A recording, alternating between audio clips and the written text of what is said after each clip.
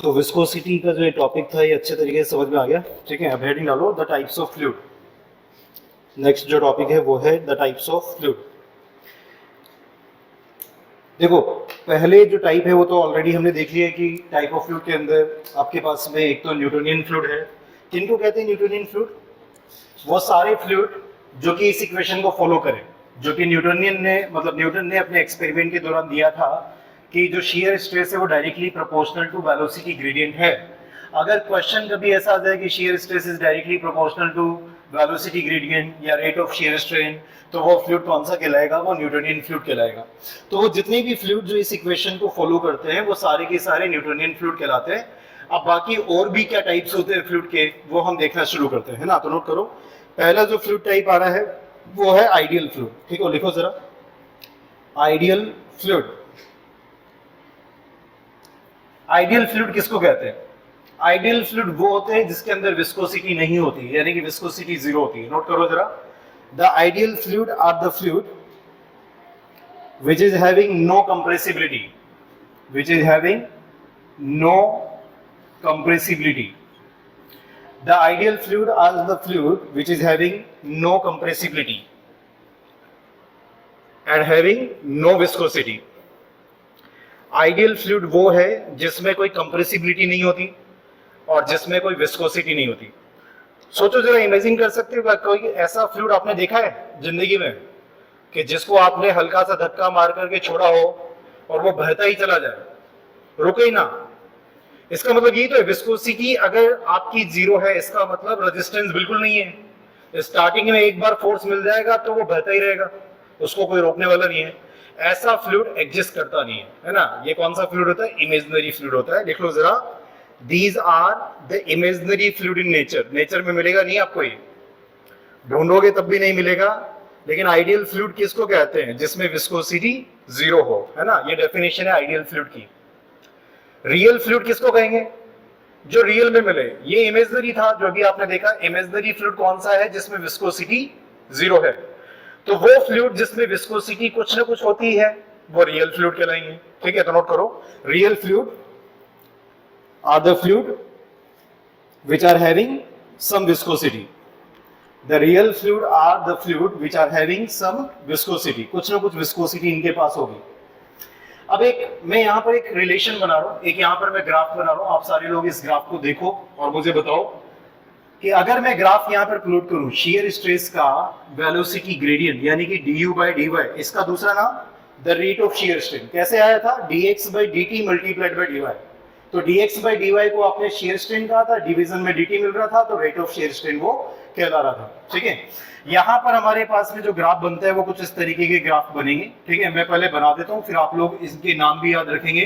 ठीक है, मैंने शॉर्ट फॉर्म में याद रखा हुआ हमेशा से, दिस इज TIR PND। ठीक है, नोट कर लो, TIR PND। तो ये जो आपने न्यूटोनियन फ्लूइड पढ़ा था, तो न्यूटोनियन फ्लूइड ध्यान से देखो, y एक्सिस पर क्या लिया है आपने? शियर स्ट्रेस, तो ये तो y है। x एक्सिस पर क्या लिया है आपने? वेलोसिटी ग्रेडियंट, यानी कि ये x है। तो y बराबर mx, ये स्ट्रेट लाइन की इक्वेशन होती है क्या? और ये कौन सी स्ट्रेट लाइन है जो ओरिजिन से पास हो रही है? तो न्यूटोनियन फ्लूइड वो फ्लूइड होते हैं, अगर आप बिहेवियर देखें ग्राफ में, तो वो एक स्ट्रेट लाइन जो आपका ओरिजिन से पास होगा, वो एक स्ट्रेट लाइन जो ओरिजिन से पास होगा, ये न्यूटोनियन फ्लूइड है। ठीक है, तो नोट कर लो, this is the Newtonian fluid, ये न्यूटोनियन फ्लूइड है। टी में इसको कहते हैं, दिस इज थिक्सोट्रोपिक। ठीक है, दिस इज थिक्सोट्रोपिक। थिक्सोट्रोपिक आप पढ़ते हैं ना, सॉइल में भी पढ़ते हैं, थिक्सोट्रोपिक सॉइल, थिक्सोट्रोपिक कहलाती है सॉइल।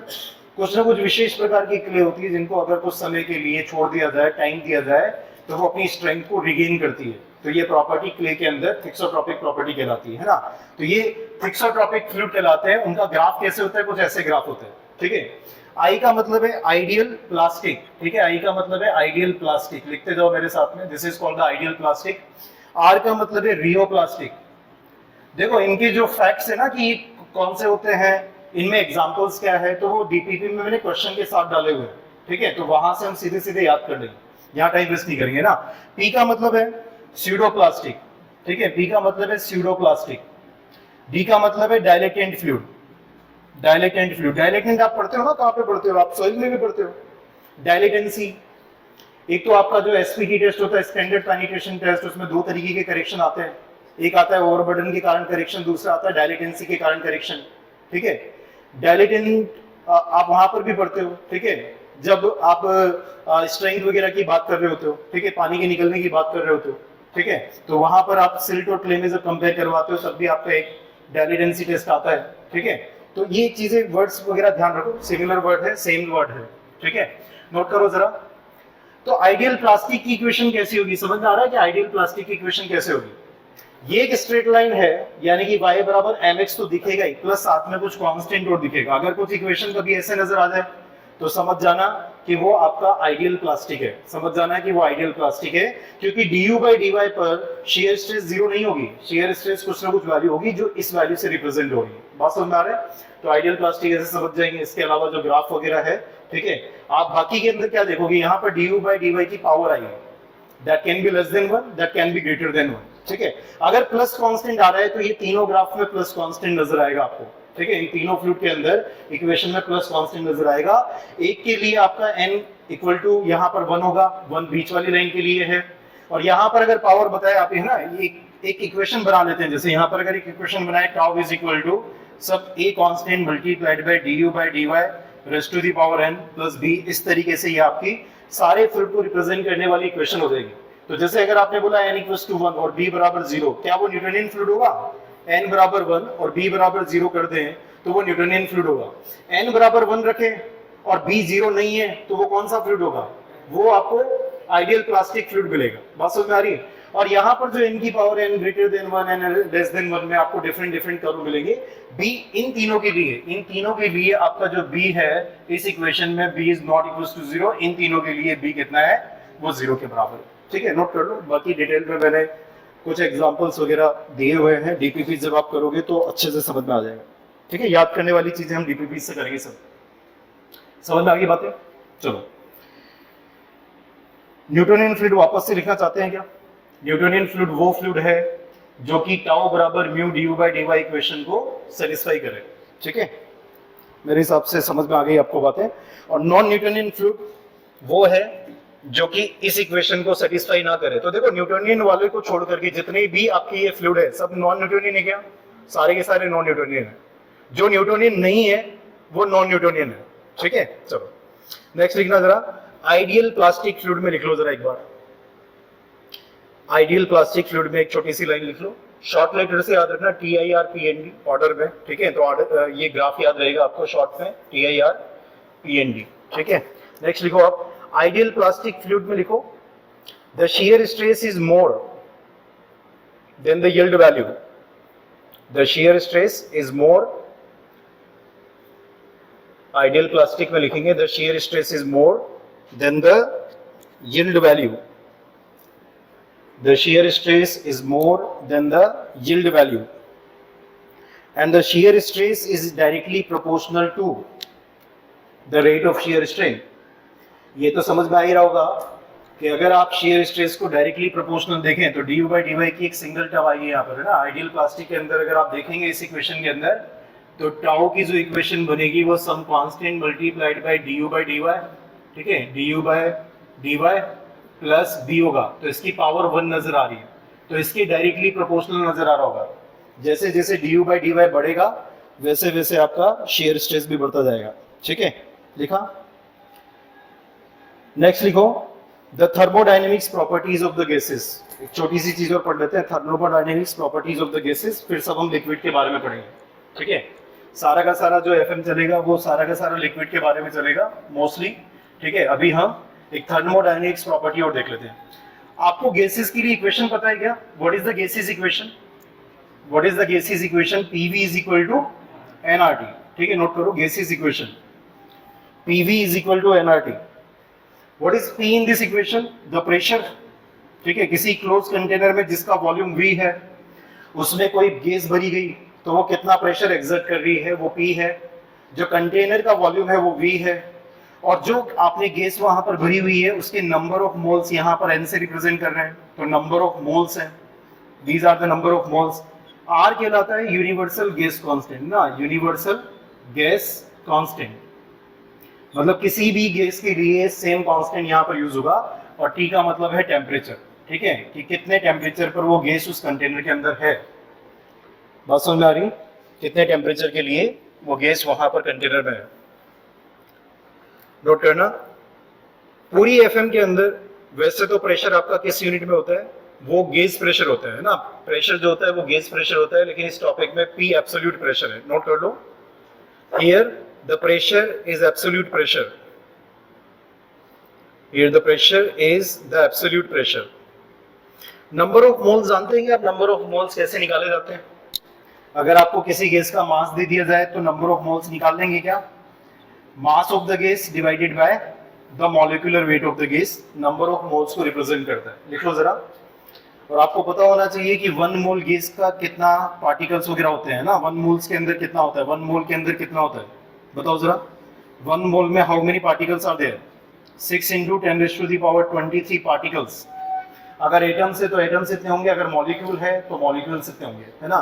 तो 1 मोल में जो नंबर ऑफ एटम्स होते हैं या नंबर ऑफ मॉलिक्यूल्स होते हैं वो इतने होते हैं। इसको क्या कहते हैं? इसको कहते हैं अवोगाद्रो संख्या, ठीक है, अवोगाद्रो नंबर ये कहलाता है, ठीक है, नोट कर लो। आर मैंने आपको यूनिवर्सल गैस कांस्टेंट बोला है ना, सुनना जरा ध्यान से इस बात को। अगर मैं इस इक्वेशन को थोड़ा सा मॉडिफाई करूं, PV = m divide by capital M multiplied by R multiplied by T, और ये वाला जो मास है इसको मैं नीचे ले आऊं, तो ये इक्वेशन क्या बन जाएगी? PV डिवाइडेड बाय मास, ठीक है, this is equal to R divided by M, ठीक है, मल्टीप्लाइड बाय T। तो ये इक्वेशन थोड़ी सी चेंज हो जाएगी। Now you can write this equation as, ठीक है, ये आपने लिखा, ठीक है, this is equal to R dash multiplied by T। तो देखने में वैसे ही लग रहा है थोड़ा सा, लेकिन ये आपका एक अलग कांस्टेंट हो गया। देखो जरा, वॉल्यूम पर यूनिट मास क्या कहलाता है? Volume per unit mass specific volume, density का रिवर्स स्पेसिफिक वॉल्यूम कहलाता है। आज ही हमने टर्म डिफाइन की थी, है ना। R डिवाइड बाय M, क्या ये अब हर गैस के लिए सेम होगा या अलग अलग गैस के लिए अलग अलग होगा? अगर हाइड्रोजन भरा है तो हाइड्रोजन का मॉलिक्यूलर वेट आएगा, अगर आपने हीलियम भरी है तो हीलियम का आएगा, क्लोरीन भरा है तो क्लोरीन का आएगा। अब ये यूनिवर्सल गैस कांस्टेंट नहीं है, अब ये सिर्फ गैस कांस्टेंट है, इसको कहेंगे गैस कांस्टेंट। लिखो जरा, छोटी छोटी चीजें चेंज हुई है बस, है ना। तो ये आपका अब इस इक्वेशन में स्पेसिफिक वॉल्यूम है, और ये जो R डैश है ये अब आपका सिंपली गैस कांस्टेंट कहलाएगा, इसको यूनिवर्सल गैस कांस्टेंट नहीं कहेंगे। अब ये गैस टू गैस वैरी कर जाएगा, अलग अलग गैस का अलग अलग होगा। तो क्वेश्चन में ध्यान से देख लेना कि आपको यूनिवर्सल गैस कांस्टेंट दिया है या सिर्फ गैस कांस्टेंट दिया है। समझ में आ रही है क्या बातें? ठीक है, इस बात पर भी ध्यान रखना। R की जो वैल्यू होती है, अगर आप चाहें तो लिख लो, वैसे तो most of the time R यानी कि यूनिवर्सल गैस कांस्टेंट आपको दिया जाता है ना, तो नोट कर लो। R की वैल्यू अगर M के इस यूनिट में देखें तो 29.3 kilogram force multiplied by M लिखा मीटर किलोग्राम केल्विन, ठीक है। केल्विन जानते हैं आप? केल्विन में कैसे कन्वर्ट करते हैं? कैसे करते हैं कन्वर्ट? डिग्री सेंटीग्रेड को केल्विन में कैसे कन्वर्ट किया जाता है? 273 ऐड हो जाता है ना। तो नोट कर लो, यहाँ पर जो आपको रिजल्ट बताया गया है R का, वो 29.3 kilogram force metre per kilogram kelvin के अंदर है ना। ऐसा यूनिट में अगर इसको चेंज करें ऐसा यूनिट में, तो ऐसा यूनिट में अगर आपको ये वैल्यू दी जाए तो वो होती है दैट इज 29.3 मल्टीप्लाइड बाय 9.81 हो जाएगा, ठीक है। तो अगर आप इसको चेक करोगे तो 287 आएगा, और किलोग्राम फोर्स को मल्टीप्लाई किससे कर दिया है? ग्रेविटी से। क्या बन जाएगा ये? किलोग्राम फोर्स को अगर ग्रेविटी से मल्टीप्लाई कर दें तो क्या बन जाता है? न्यूटन। तो ये बन जाएगा newton into metre per kilogram kelvin. Newton into metre क्या होता है? What is newton into metre? ये न्यूटन इंटू मीटर बना, किलोग्राम हुआ, केल्विन हुआ, न्यूटन इंटू मीटर क्या है? Work done, that is joules, है ना। तो आप इसको लिख सकते हो, this is 287 joules per kilogram kelvin. देखो ये ऐसा टॉपिक है, कभी भी कहीं पे भी काम आ जाता है ना। PV बराबर nRT। जब आप एनवायरनमेंट के अंदर भी प्लूम वगैरह, धुएं वगैरह की बात करते हो, किसी गैस वगैरह की बात करते हो, कॉन्सेंट्रेशन की बात करते हो, जैसे सल्फर डाइऑक्साइड की कॉन्सेंट्रेशन कन्वर्ट करवानी है वाला क्वेश्चन एग्जाम में आ चुका है, हर एग्जाम में आता है, JEN में, AEN में। तो आपको इस इक्वेशन को लगाने की जरूरत पड़ती है, PV बराबर nRT। तो ये वो केमिस्ट्री का छोटा सा पार्ट है, इस इक्वेशन को कैसे लगाते हैं, किस यूनिट में काम चलता है, थोड़ा सा ध्यान रखो, है ना। तो ये था आपका 29.3 मल्टीप्लाइड बाय 9.81, मल्टीप्लाई किया गया किसी ने 287, that is joules per kilogram kelvin. लिख लिया? नेक्स्ट लिखो, कुछ रिकॉल करो। आइसोथर्मल प्रोसेस सुना सुना सा नाम लग रहा है क्या? Isothermal, what is isothermal? अगर किसी गैस में अगर आप प्रेशर और वॉल्यूम में चेंजेस करते हो टेम्परेचर को कांस्टेंट रखते हुए, ठीक है, अब सुनो मेरी बात को ध्यान से। क्लोज्ड कंटेनर में अगर आप काम करोगे तो वॉल्यूम उसका फिक्स है, ठीक है, और वहां पर अगर आप मान लो कि ये नंबर ऑफ मोल्स, ठीक है, आर, ये सारी चीजें फिक्स होगी। टेम्परेचर आपने यदि कांस्टेंट कर दिया तो प्रेशर और वॉल्यूम में अगर आप उसको कंप्रेस करते हो गैस को, है ना, तो PV is equal to constant, ये चीज रहेगी। मतलब गैस निकल करके कहीं जा नहीं रही है। जैसे गुब्बारे में हवा भरते हैं आप, ठीक है, और हवा भरने के बाद में उसको कंप्रेस किया जाए, प्रेशर वगैरह लगाया जाए, ठीक है, तो हो सकता है कि थोड़ा सा दबे हो, है ना। तो प्रेशर और वॉल्यूम में आइसोथर्मल, ठीक है, आइसोथर्मल कंडीशन में जो बिहेवियर होगा वो क्या होगा? PV is equal to constant. Note कर लो। ये कांस्टेंट कैसे हुआ समझ में आ रहा है? आर ऑलरेडी कांस्टेंट था, गैस ऑलरेडी भरी हुई है, गैस वहां पे निकल नहीं रही है और कहीं से आ नहीं रही है, तो इसका मतलब नंबर ऑफ मोल्स कांस्टेंट हो जाएगा। आइसोथर्मल प्रोसेस से टेम्परेचर कांस्टेंट हो गया, तीनों टर्म कांस्टेंट हो गई, तो PV is equal to constant. समझ में आ गया? लिख लो जरा। आइसोथर्मल प्रोसेस में pressure into volume is equal to constant.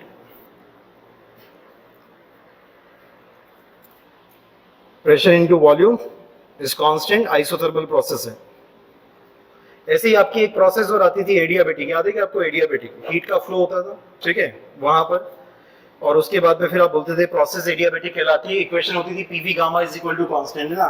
सिर्फ लिख लो, अगर कभी कहीं कोई क्वेश्चन वगैरह दिख जाए, ठीक है, तो केमिस्ट्री में छोटी सी चीज पढ़ी थी आपने, एडियाबेटिक प्रोसेस के अंदर पीवी गामा जो रहता था वो कांस्टेंट कहलाता था, ठीक है, और गामा क्या होता था? एडियाबेटिक कांस्टेंट कहलाता था, ठीक है। इससे आगे हम डिटेल में जाएंगे नहीं इसके अंदर, है ना। नेक्स्ट लिखेंगे compressibility and the bulk volume, bulk modulus, compressibility and the bulk modulus, compressibility and the bulk modulus.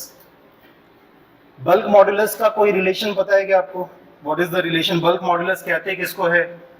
जिन्होंने सॉन्ग पढ़ी होगी उनको बल्क मॉड्यूलस पता होना चाहिए, है ना। बल्क मॉड्यूलस किसको कहते हैं बताओ? और जिन्होंने नहीं पढ़ा उनको भी पता होना चाहिए, बिल्कुल बेसिक डेफिनेशन। तीन तरीके के मॉड्यूलस डिफाइन करते हैं, ई, जी और के। इसके अलावा पॉइजंस रेशियो भी होता है इलास्टिक कांस्टेंट की कैटेगरी पे, वो भी काउंट होता है आपका, ठीक है। ई, ये आपका what is this? Modulus of elasticity, जिसको यंग्स मॉड्यूलस भी कहते हैं। कब अप्लाई करते हैं इसको? जब लॉन्गिट्यूडनल स्ट्रेसेस आ रही हो।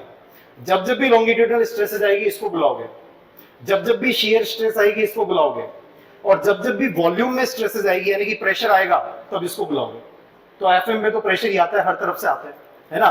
तो वॉल्यूमेट्रिक प्रेशर यहाँ पर आता है। इन सभी की डेफिनेशन में ऊपर वाली टर्म तो स्ट्रेस रहती है और नीचे वाली टर्म स्ट्रेन रहती है। यहाँ पर लिखते हो longitudinal stress divide by longitudinal strain, यानी कि सिग्मा डिवाइड बाय एप्सिलॉन। यहाँ क्या लिखते हैं? शियर स्ट्रेस है तो stress divided by shear strain. यहाँ पर भी स्ट्रेस है लेकिन वो प्रेशर कहलाती है। जब वॉल्यूम में स्ट्रेस रीड करते हो तो वो प्रेशर कहलाता है। तो pressure divided by volumetric strain क्या कहलाता है? ये कहलाता है बल्क मॉड्यूलस के।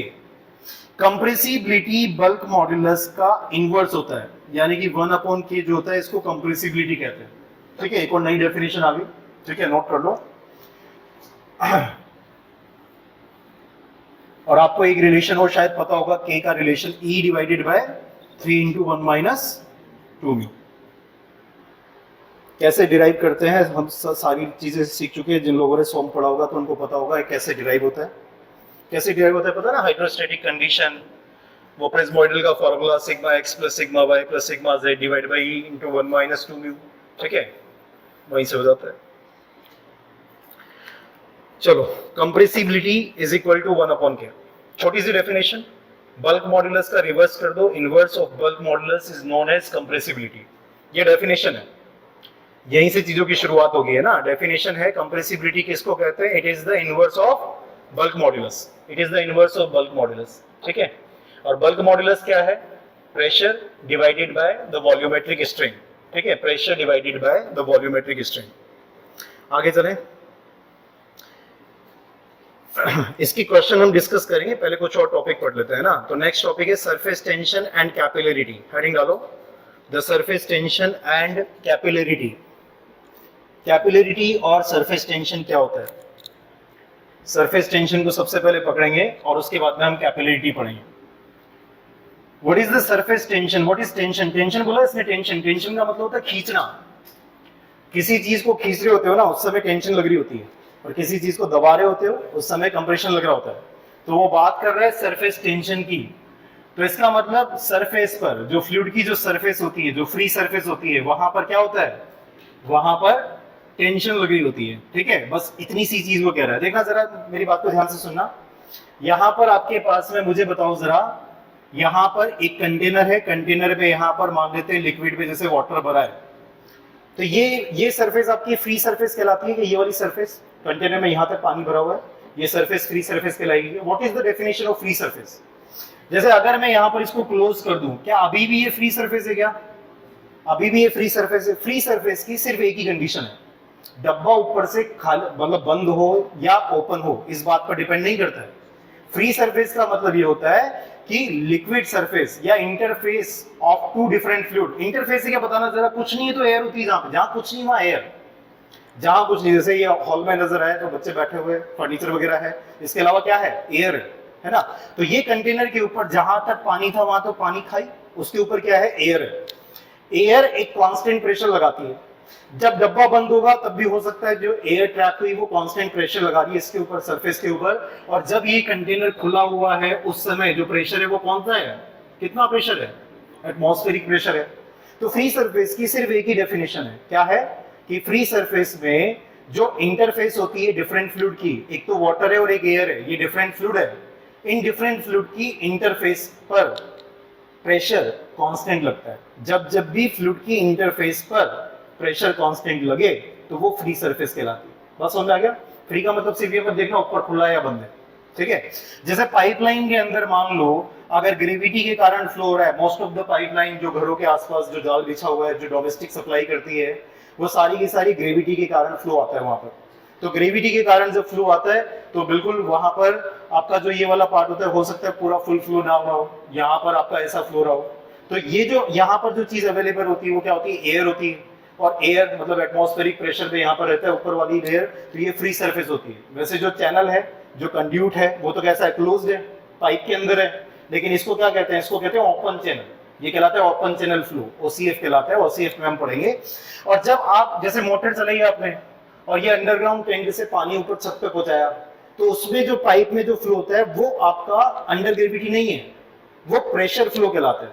तो प्रेशर फ्लो के अंदर फ्री सरफेस नहीं होती है ना, प्रेशर फ्लो में आप फ्री सरफेस नहीं बोलोगे, ठीक है। अगर मान लो एयर ट्रैप्ड भी है और यहाँ पर अगर आप प्रेशर मेजरिंग गेज यहाँ पे लगाए और आपको एक कांस्टेंट प्रेशर यहाँ नजर आए तो समझ जाना ये फ्री सरफेस है। कांस्टेंट प्रेशर जब भी सरफेस पे लगता है तो वो फ्री सरफेस कहलाती है। और उसकी स्टडी हम कौन से टॉपिक पे करेंगे, एकदम फ्लूइड मैकेनिक्स जहां एंड हो रही होगी, ओपन चैनल फ्लो, वहां स्टडी करेंगे। बात समझ आ रही है? चलो ध्यान दो, अभी हमारा जो टॉपिक चल रहा है, एक तो मैंने आपको यहाँ पर ये बता दिया है कि जैसे टैंक के अंदर यहाँ पानी है तो बच्चे सोचते हैं सिर्फ एक ही यहाँ पर फ्लूइड है, दो फ्लूइड है, ऊपर समझते ही नहीं कि ऊपर क्या है, ऊपर एयर है और ये क्या है, ये वाटर है। टू इमिसिबल फ्लूइड है, एक दूसरे में मिक्स नहीं हो रहे हैं। टू इमिसिबल फ्लूइड की इंटरफेस पर सरफेस टेंशन आती है। कैसे आती है मैं बताता हूँ। सरफेस टेंशन आएगी, इसका मतलब क्या है, सरफेस पर टेंशन, यानी कि सरफेस खींची हुई है। कैसे खींची हुई है मैं बताता हूँ, ध्यान दो। यहां पर अगर आप इस पे, इस पार्टिकल पर अगर जोर डालें और इस पार्टिकल पर यदि हम फोर्सेस देखें तो इस पार्टिकल पर इधर जो पार्टिकल है, इधर जो पार्टिकल है, ये फोर्सेस लगाएंगे, ये तो बैलेंस हो जाएंगे अपने आप। जैसे पार्टिकल यहां है वैसे पार्टिकल वहां पर भी है, तो क्या होगा, एक दूसरे को बैलेंस कर देंगे। यहां पर अगर नीचे की तरफ देखें तो नीचे की तरफ से बैलेंस करने वाला ऊपर नहीं है, ऊपर एयर है। अगर वो फोर्स लगाती भी है तो बहुत ही कम या बहुत ही ज्यादा, मतलब डिफरेंट फोर्स लगाएगी, यानी कि वर्टिकल वाला कंपोनेंट आपका बैलेंस नहीं होगा, है ना। इसके अलावा आपका जो ये वाला जो फोर्स आएगा ये पार्टिकल के कारण, सिमिलर पार्टिकल यहाँ पर भी होगा, वो इस पार्टिकल पर फोर्स लगाएगा इस डायरेक्शन में। तो इसका हॉरिजॉन्टल कंपोनेंट अगर थीटा बोल दे, इसका हॉरिजॉन्टल कंपोनेंट तो बैलेंस हो जाएगा, लेकिन जो इसका वर्टिकल कंपोनेंट बढ़ेगा क्या वो एड अप होगा? तो इसका मतलब जितने भी फ्लूइड पार्टिकल इसके सराउंडिंग में है वो सारे के सारे नेट डाउनवर्ड डायरेक्शन में फोर्स लगा रहे हैं और इस सरफेस को खींच के रख रहे हैं, इसी को सरफेस टेंशन कहते हैं। तो जो भी चीज इसके कांटेक्ट में आएगी तो उस चीज को भी वो खींचना शुरू कर देंगे, सरफेस टेंशन इफेक्ट कहलाता है। बात समझ में आती है? इसको विजुअलाइज करना हो तो बर्तन धोते समय कई बार क्या होता है कि आप प्लेट जो है वो ऐसे रख दी आपने प्लेटफॉर्म पर और पानी फैला हुआ था, तो वो प्लेट को उठाने में कई बार होता है कि चिपक जाती है वो प्लेट वहां पर, है ना। तो फ्लूइड की लेयर के बीच में वो प्लेट चिपक गई, उठाने के लिए एक्स्ट्रा फोर्स लगाना पड़ता है, तो ऐसा लगता है कि कुछ ना कुछ नीचे उसको खींच रहा है, वो कुछ ना कुछ क्या है, सरफेस टेंशन है। बात समझ में आ गई क्या? चलो, तो प्रैक्टिकली भी इसको इमेजिन करते हुए चलो और टॉपिक लिखते जाओ, है ना, छोटी छोटी बातों पर। कि वहां जैसे मैथमेटिक्स में बोलते हैं कि कई बार जैसे 12 लिखा हुआ है तो मैं 12 रीड नहीं करता, मैं 12 into 1 एक मल्टीप्लाई होकर के सेम नंबर आएगा, है ना, तो थोड़ा सोचना पड़ता है। नोट करो, the surface tension is defined as the force, और इन चीजों की समझ रखो, है ना, टॉपिक तभी समझ में आएगा सारा। The surface tension is defined as the tensile force acting on the surface of the liquid, acting on the surface of the liquid in the contact with the gas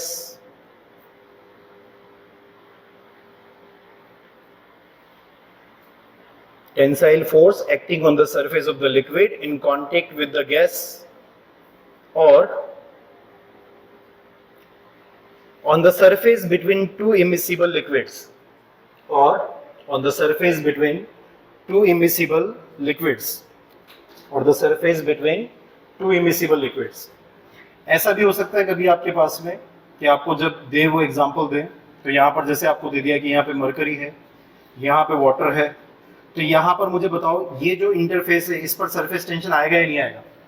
क्योंकि अगर आप इधर वाले पार्टिकल्स की बात करोगे तो वो अपना अलग ही फोर्सेस यहाँ पर दे रहे होंगे, फिर से नेट वर्टिकल डायरेक्शन का फोर्स बच जाएगा ऊपर वाले पार्टिकल्स के कारण, और जब इस पार्टिकल पर नीचे वाले के कारण फोर्सेस देखेंगे तो उनके मैग्नीट्यूड अलग हो सकते हैं। क्यों? क्योंकि नीचे वाले पार्टिकल्स आपके डिफरेंट है, तो वो अलग फोर्सेस खींचेंगे, तो इसका नेट डाउनवर्ड और उसका नेट अपवर्ड अलग अलग फोर्स हो सकता है, तो इस वजह से सरफेस पर एक डायरेक्शन में फोर्स आ जाएगा। बात समझ में आ रहा है?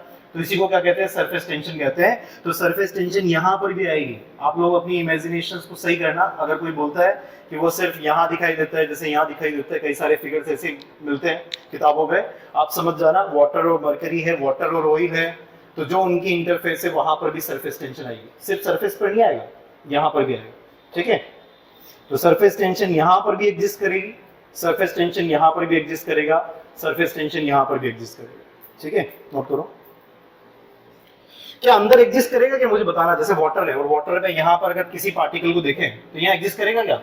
सराउंडिंग में सारे पार्टिकल, कोई भी पार्टिकल आप मेरे को बोलो कहाँ रखूं मैं, यहाँ रख दूं, तो ये जितना फोर्स लगाएगा इसके सिमिलर पार्टिकल नीचे मिलेगा, वो भी उतना ही फोर्स लगा देगा, बैलेंस हो जाएगा। अगर कोई पार्टिकल यहाँ है तो वो जितना फोर्स लगाए अपोजिट डायरेक्शन में उतना ही फोर्स लगाने वाला पार्टिकल मौजूद है, तो क्या होगा?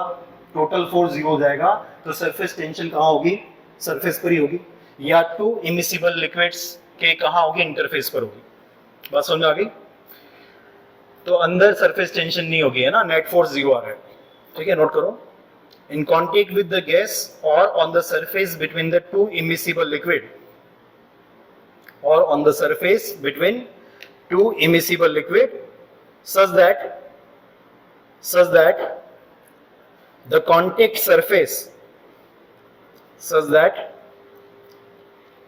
surface behaves like a membrane under tension, such that the surface tension behaves like a membrane under tension। Surface tension की यूनिट्स वगैरह क्या होती है या फॉर्मूला क्या होता है? जब भी सरफेस टेंशन को नापा जाता है वो नापा जाता है फोर्स पर यूनिट लेंथ में, है ना। तो नोट कर लो, the magnitude of the force per unit length, the magnitude of the force per unit length, the magnitude of the force per unit length of the free surface is known as surface tension. The magnitude of force per unit length is known as surface tension, and it is denoted by sigma. It is denoted by sigma. देखो सिर्फ unit wise देखो, आप जरा unit के साथ देखो। अगर मैं ऊपर किसी डायमेंशन से मल्टीप्लाई कर देता हूँ, ठीक है, लेट्स से कि मैंने यहाँ पर b से मल्टीप्लाई कर दिया, ठीक है, नीचे बन जाएगा आपका b × l। तो बेसिकली नीचे तो एरिया यूनिट नजर आ रही है क्या, this is the unit of area, and what is this, force into distance is the work done, है ना। तो आप बोल सकते हो कि work done per unit area में जो होता है वही सरफेस टेंशन भी है, ठीक है, तो नोट कर लो।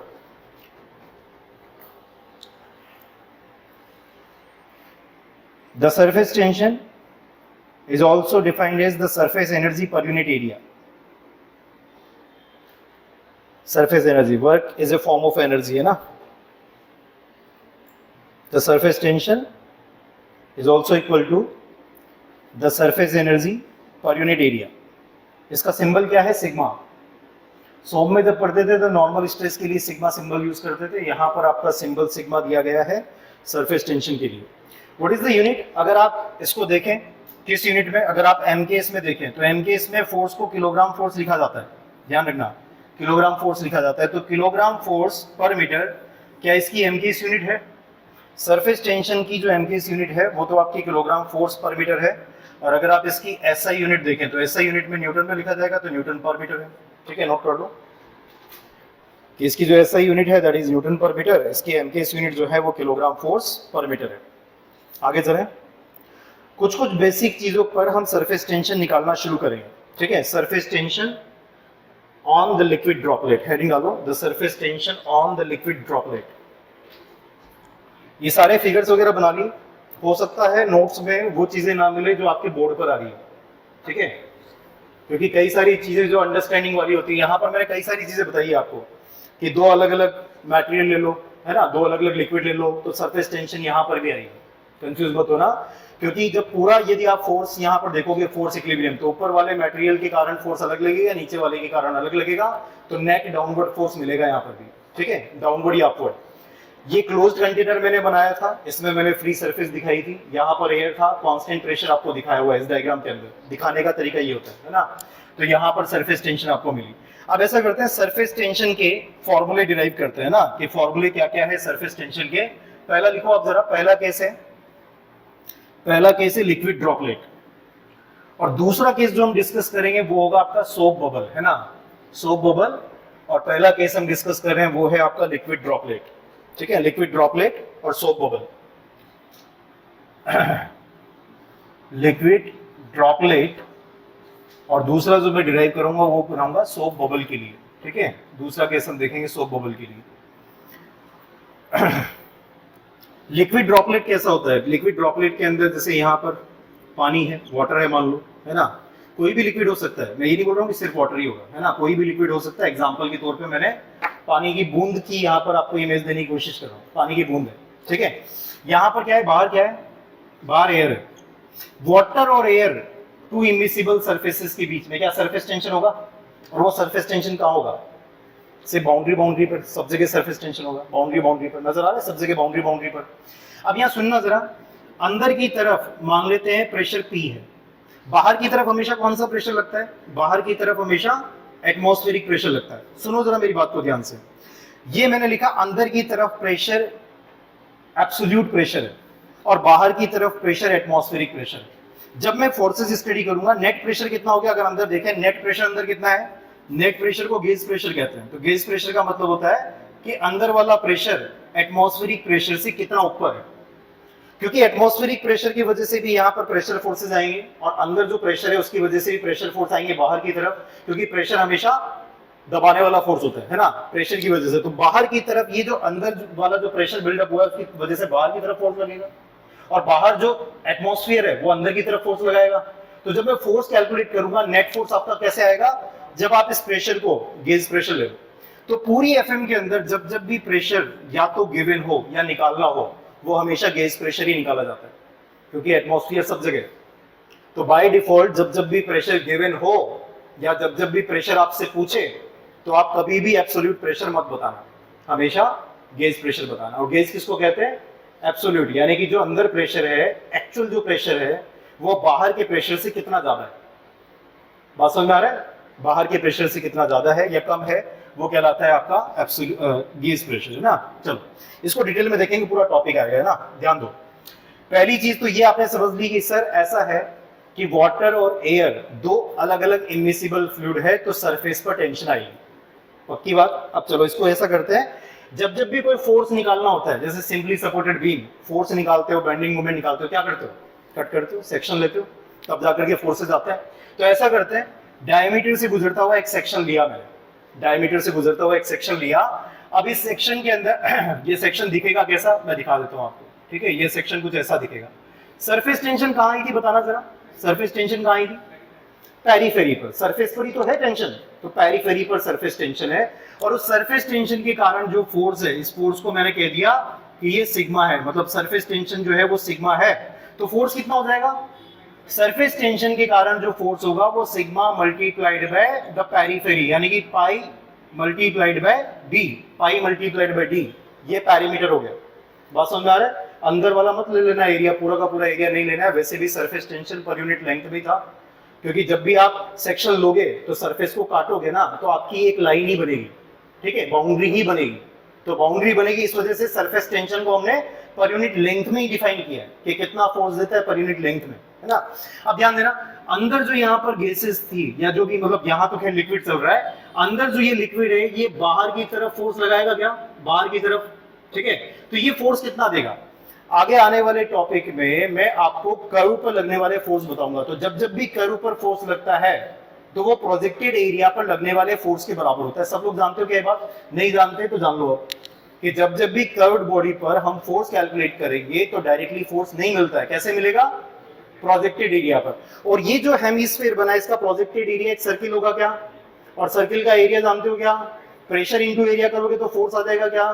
तो यहाँ पर जो फोर्स अभी आने वाला है वो कितना है? प्रेशर फोर्स P, ठीक है, P multiplied by pi D square divided by 4 होगा, ठीक है। इन दोनों को बराबर कर दो तो P multiplied by pi D square divided by 4, this is equal to how much? Sigma multiplied by pi into D. Pi D से ये कैंसिल आउट हुआ और फॉर्मूला बन गया सिग्मा इज इक्वल टू, ठीक है, PD डिवाइडेड बाय 4। नोट कर सकते हो आप। आपको पता है सॉम में एक टॉपिक पढ़ते हैं thin shell, thick shell. Thin cylindrical shell में हुप स्ट्रेसेस, ठीक है, और आपकी जो लॉन्गिट्यूडनल स्ट्रेसेस वगैरह आती है तो वहां पे एक फॉर्मूला डिराइव होता है PD डिवाइडेड बाय 4T और PD डिवाइडेड बाय 2T, वो भी ऐसे ही डिराइव होता है। सिमिलर टाइप की इक्वेशन वहां पे यूज करते हैं। तो पूरा कंसेप्ट ध्यान रखना जो मैं आपको बताया है ना, कि सिर्फ बाउंड्री पर ही क्यों लिया आपने, और बाउंड्री ऐसे कैसे है, क्योंकि लगती सरफेस पर टेंशन है ना। सरफेस टेंशन कहाँ लगता है? सरफेस पर लगता है। इमेजिनेशंस क्लियर हो रही है क्या?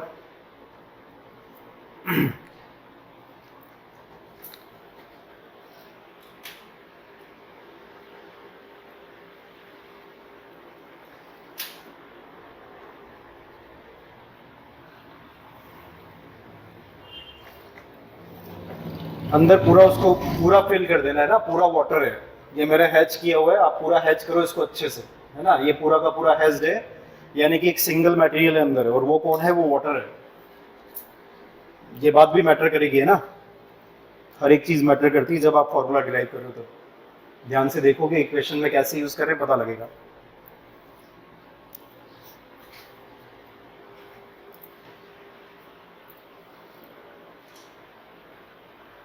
तो सरफेस टेंशन का formula PD divide by 4। P क्या है? ध्यान देना, P क्या है?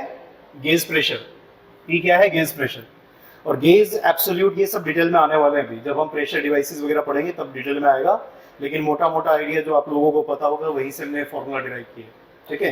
तो P पूरी सिविल इंजीनियरिंग में कभी भी P आएगा तो वो हमेशा गेज प्रेशर होगा। उस टॉपिक में भी P गेज प्रेशर था। सॉम में जब आप पढ़ते हो ना लॉन्गिट्यूडनल स्ट्रेसेस वगैरह, उसमें भी आपका P गेज प्रेशर है, ठीक है। मैं तो साफ साफ बोल रहा हूँ आपको, जब जब भी प्रेशर लिखा हो, कुछ आपको दिया हो, जब तक एब्सोल्यूट नहीं बोला जाए ना तब तक उसको गेज मानना। और जब जब भी आपसे प्रेशर पूछे, चाहे आपका गेट में क्वेश्चन आ रहा है फिलिंग द ब्लैंक वाला, तो आपको आंसर गेज प्रेशर ही देना होगा, ठीक है।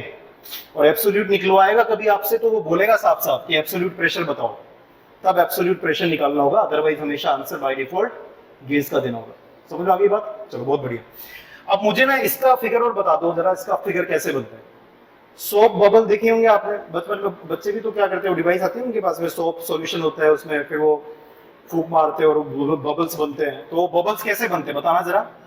बेसिकली आपका जो सेक्शन होता है ना, अगर ध्यान से देखोगे ना तो सेक्शन कुछ ऐसा होता है। इसको ध्यान से देखो थोड़ा सा। पहले मैंने पूरा का पूरा जो क्रॉस सेक्शन था उसको मैंने हैच किया था। अब मैं क्या कर रहा हूँ, ध्यान दो। अंदर क्या है? अंदर एयर है। ये क्या है?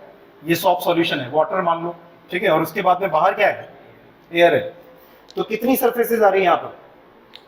एयर का वाटर के साथ। ये क्या है यहाँ पर, है ना, ये जो है आपके पास में यहाँ पर ये जो सरफेस आएगी आपकी, पूरा का पूरा जो है मटेरियल है, एक तो ये बाहर वाली लेयर, बाहर वाली सरफेस, इस बाहर वाली एयर के साथ सरफेस टेंशन देगी यहाँ पे, यस और नो?